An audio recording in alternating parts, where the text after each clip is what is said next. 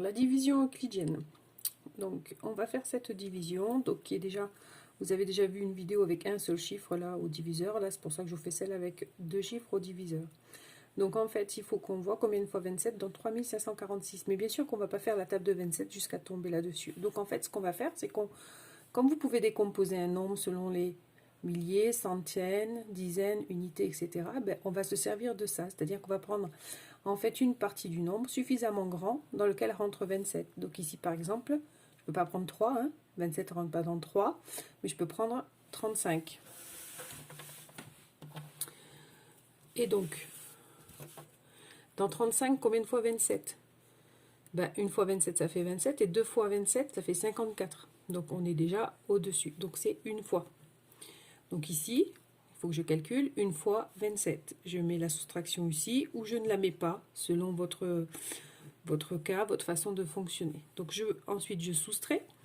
Donc 7 pour aller à 15, il va rester 8. Et puis 3 pour aller à 3, il va rester 0. Ensuite, donc, je descends le 4. Et je cherche dans 84, combien de fois 27? Alors ça commence à être un peu gros. Alors ce qu'on peut faire, c'est travailler avec les ordres de grandeur. C'est-à-dire se poser la question, dans 81, combien de fois 20 à peu près? Ça va vous donner, grosso modo, un peu la valeur. Donc 80, combien de fois 20? Ou peut-être 30, peut-être. On est à 2 fois ou 3 fois. Donc ce qu'on peut faire, c'est après tester. 27 fois 3. 3 fois 7, ça fait 21. 3 fois 2, 6. Et la retenue, ça fait 7. Donc là, on a 71. Si on rajoute 27, c'est-à-dire qu'on fait x 4, vous êtes arrivé à 98. Donc vous voyez qu'on a dépassé. Donc on obtient 3 fois. 3 fois, ça fait 71. Moins 71, il reste 13. J'ai pas fini, je descends le 6. Et on cherche dans 136 combien de fois 27. Comme je vous l'ai dit tout à l'heure, on va pas faire toute la table de 27, on fait un ordre de grandeur. On cherche dans 130 combien de fois 30. Alors 3 fois 3 ça fait 9, donc 3 fois 30 ça fait 90. 4 fois 30 ça va faire 120, donc on peut être au moins à 4, voire à 5. Donc on va faire 4, on a dit que ça faisait 98. 5 fois 7, 35, on va reprendre 3, ça fait 135. Donc, il y va. Donc, j'ai dit 5 fois. 5 fois 27, donc je l'ai calculé là, ça fait 135, moins 135. Et donc, il va rester 1. Donc, vous voyez, il ne faut pas faire toutes les tables pour avoir des nombres aussi gros, mais par contre, travailler avec les ordres de grandeur. Donc, puisque on en est là, on va faire celle-là. Elle est encore plus grande, mais pourquoi pas, après tout. Quand on a la technique, en fait, après, on peut faire toutes les divisions, même avec beaucoup de nombres. Donc ici, on a 12 145, et on veut y rentrer 24. Vous voyez, je ne peux pas prendre 12.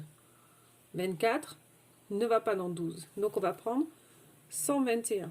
Parce que dans 12 145, il y a 121 centaines. Et donc, je peux diviser mon nombre en centaines, et puis ensuite, je verrai avec les dizaines et les unités.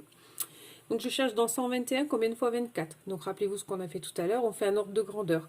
On cherche dans 120 combien de fois 20. Donc on va dire à peu près 6 fois. On va commencer à 5 parce que c'est pas 20 mais c'est 24. Donc on va faire 24 fois 5. 5 fois 4 ça fait 20. Je retiens 2. 5 fois 2 10 et 2 12. Ça fait 120. Donc je vais mettre 5 moins 120. Il va rester 1.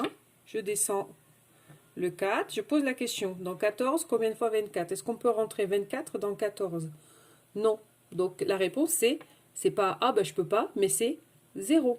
0 fois 24, 0. Donc si j'enlève 0, je vais me retrouver avec 14 et je vais pouvoir du coup descendre le 5. Et là, dans 145, combien de fois 24? Regardez, tout à l'heure on était à 121. On y allait 5 fois, donc 145, forcément, ça va être plus que 5, ça peut être 6. Donc, on a 120 ici que l'on avait calculé. Donc, on lui rajoute 24, ça donne 144. Donc, ça veut dire que 24 fois 6, cette fois-ci, égale 144. Donc, il y va 6 fois. Ça fait 144. Et donc, il reste 1. Alors attention, hein, c'est juste une coïncidence, hein, que le reste est égal à 1 ici et ici. Hein. Le reste, il faut juste que le reste soit inférieur au diviseur. Voilà.